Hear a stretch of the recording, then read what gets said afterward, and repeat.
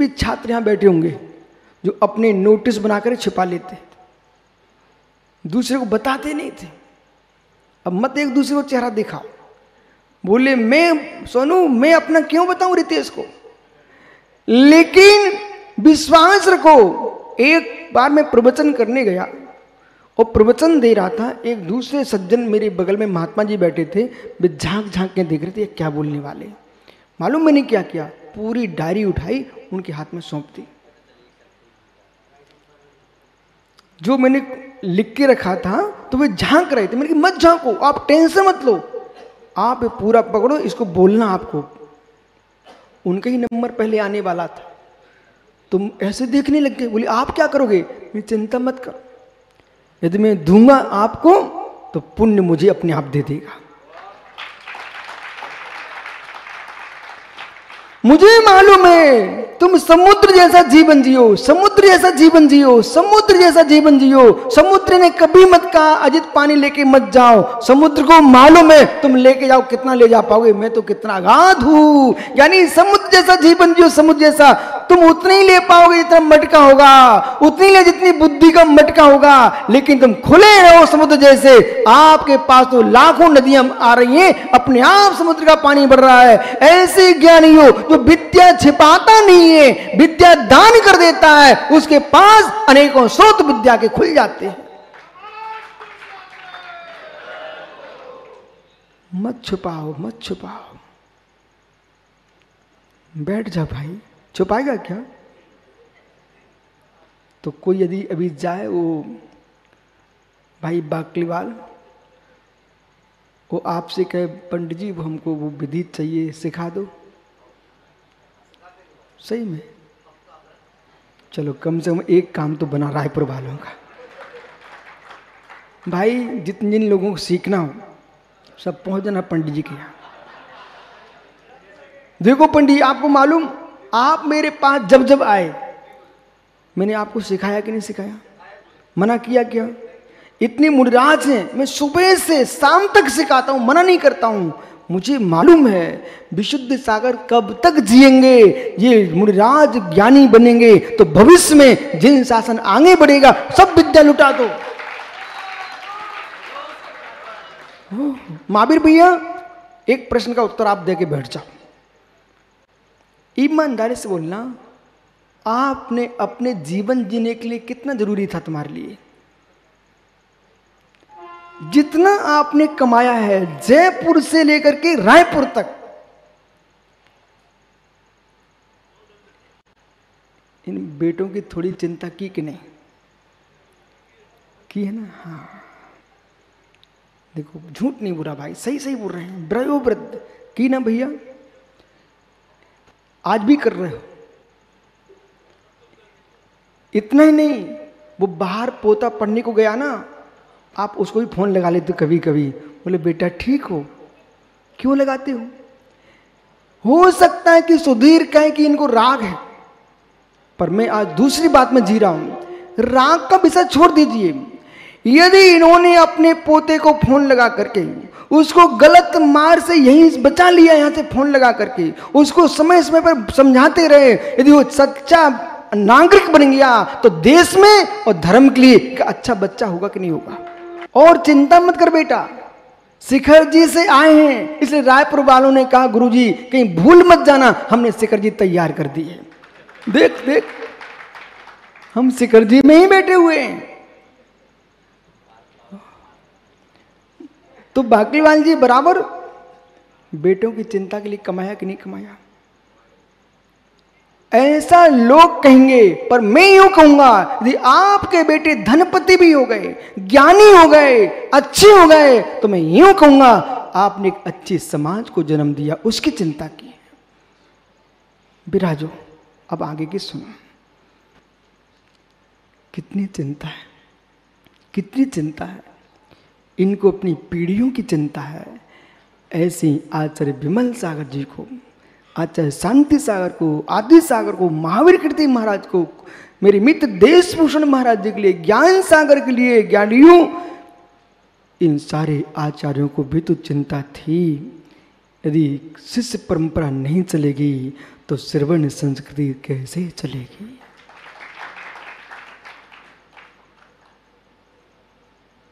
इसलिए आज से जो एक बेटे को जन्म देने की सोचते हैं, उन जीवों से कह देना तुम कितने पापी लोग हो।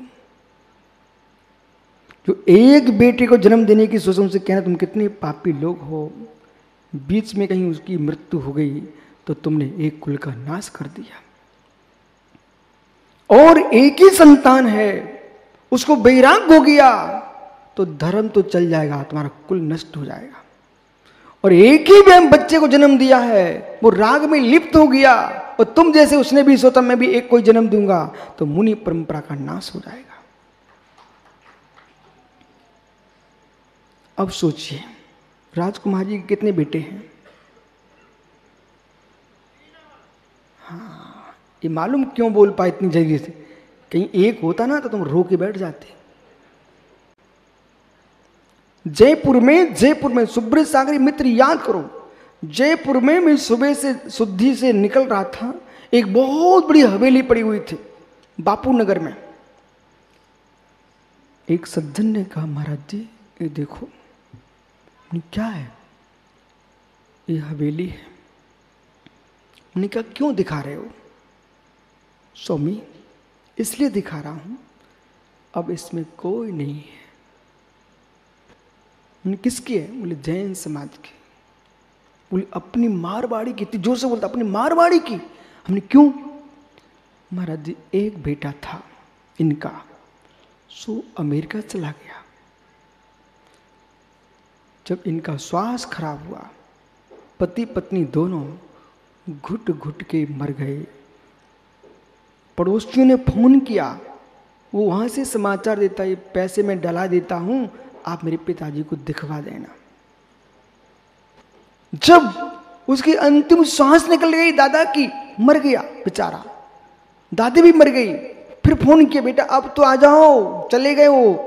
फिर कहता वो तो चले ही गए ना, जितना खर्च आएगा मैं पैसा डाले देता हूं, आप संस्कार करवा देना। हो, ऐसे बेटों को विदेश भेजना चाहते आप? मालूम, पूरी भवन, पूरा बिल्डिंग खड़ी, लंबी चौड़ी हवेली, ताले पड़े हुए, कोई चिड़िया भी उसके अंदर प्रवेश नहीं कर रही है। हे मित्र, जितने बड़े बड़े तुम घोंसले बना रहे हो, ये ऐसे लटकते ना रह जाएं, कम से कम चिड़ियां तो आ जाएं। ये बड़े बड़े घोंसले बना रहे हो, इनमें दिगंबर मुनिराज तो पधार जाएं, इन घोंसलों की तभी कीमत है। इसलिए आज से अपना विचार बदल लो। ये तो मुनिराज बनो, और मुनिराज नहीं बन पा रहे हो तो कम से कम संतान को जन्म दो, जिससे भारत की भूमि में जिन शासन हजारों वर्ष तक जीवित रहे। अच्छा लगा आपको? सही बात है। तो विराजो, ये आवाज इसलिए आ रही है कि जी हां, जो बेचारा एक ही की होगा ना, वो अंदर मुंडी नीचे किया, कहीं महाराज उठा ना दे। आप चिंता मत करो, मुझे मालूम रहता कहां क्या है।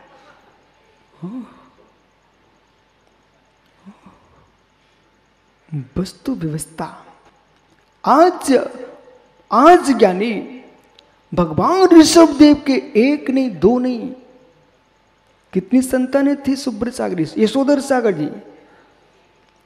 मित्र, उन लोगों ने धर्म का नाश किया है, जो धर्म के क्षेत्र पर धर्म के मार्ग से विपरीत बातें कर रहे थे।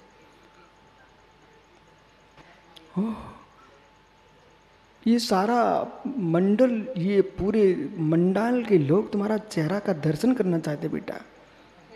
हाँ, वे तुम्हारे दर्शन करना चाहते हैं। हाँ ठीक है,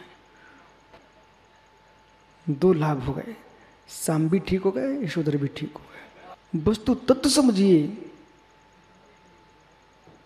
निर्गन जी, लोग तुम्हारे दर्शन करना चाहते बेटा, उनको चेहरा दिखाओ,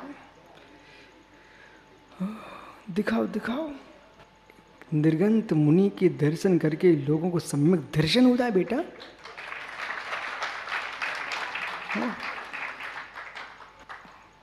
देखा, ये बेचारे बोल नहीं पा रहे थे, पर ताली कह रही हैं हम भी ऐसे ही चाह रहे थे। हाँ। हाँ। मित्र, मांगी तुंगी का अभ्यास करना सरवार सागर जी, तो अपने कक्ष में आज से नियम ले लो कि दीवार की तरफ चेहरा करके बैठेंगे, कोई दूसरी तितलियों के चेहरे नहीं देखेंगे। आइए,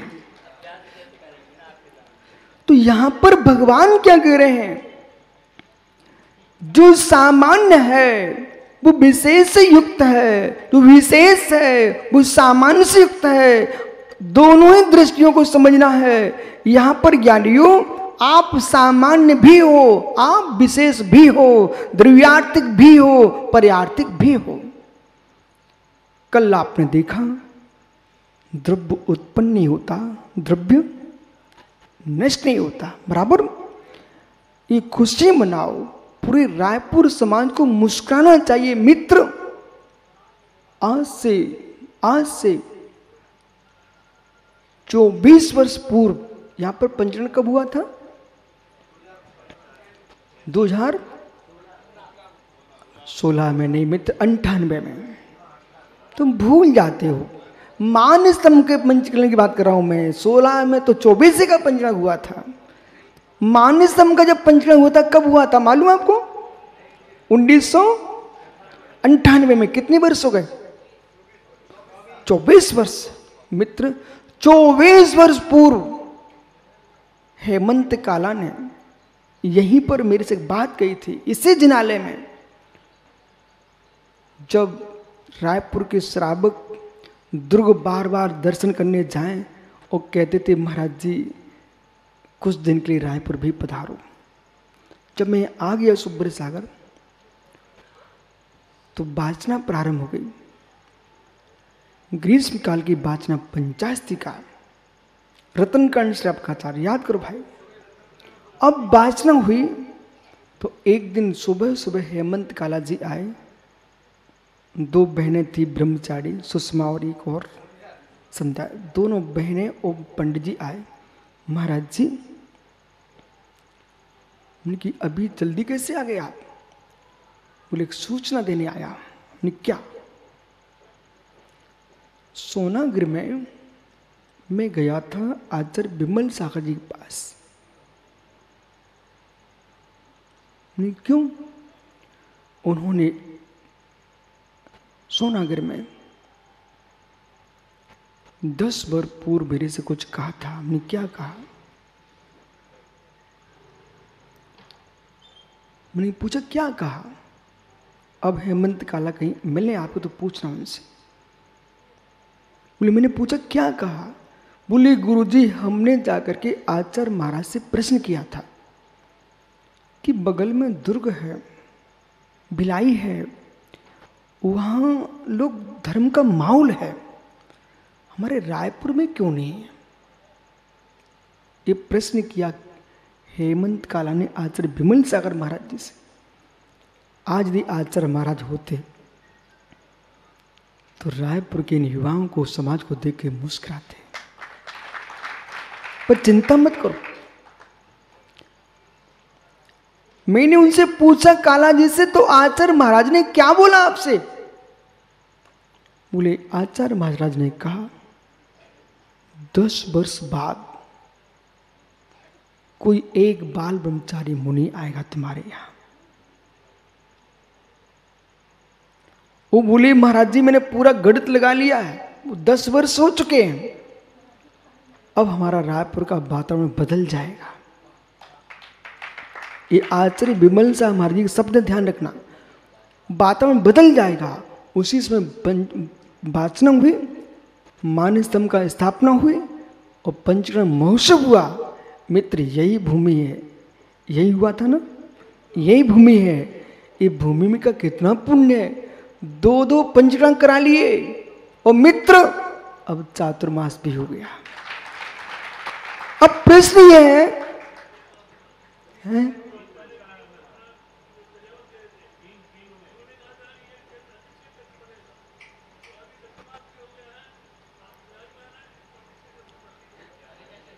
वो तो हो ही गया। अच्छा आप देखो ना, ये जितनी युवा जो लोग ये कहते हैं रायपुर में कोई दिखाई नहीं देता है, या नमोस्तु नमोस्तु की लाइन लगी, यही तो चमत्कार है। अतिशय क्षेत्र हो गया आपका।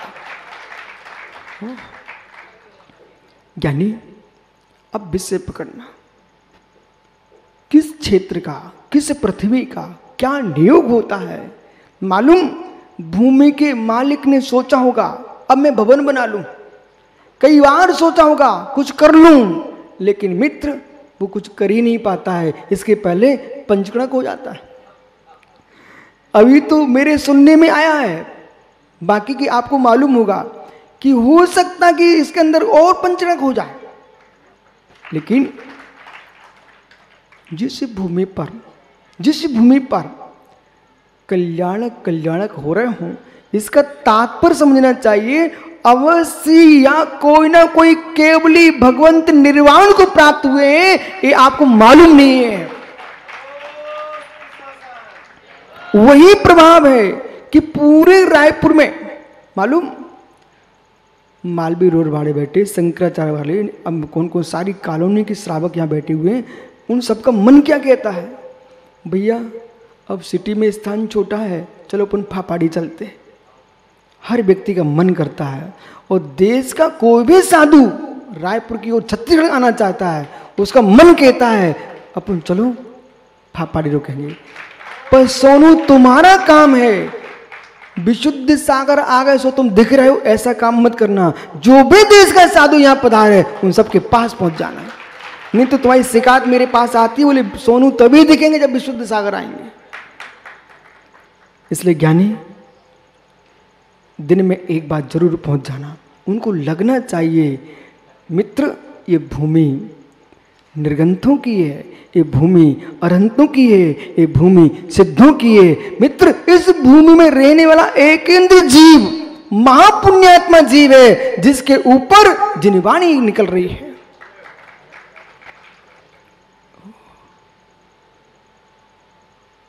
पापड़ीवाल जी, जीवन में कभी शांति धारा भी की है?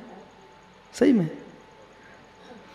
वो बगल में वो पड़ोसी ने बोली ली थी तो उसमें हाथ लगा दिया था कि स्वयं के मस्तक पर श्री जी को लेके शांति धारा की है ना मित्र। और दब्बत्यम भणियो बिबरियो पज्जथ्यो बरियो, जब हम द्रव्यार्थिक नई को गौण कर देते हैं तो हमको पर्याय दिखती है, और पर्याय को गौण कर देते तो हमको द्रव दिखता है।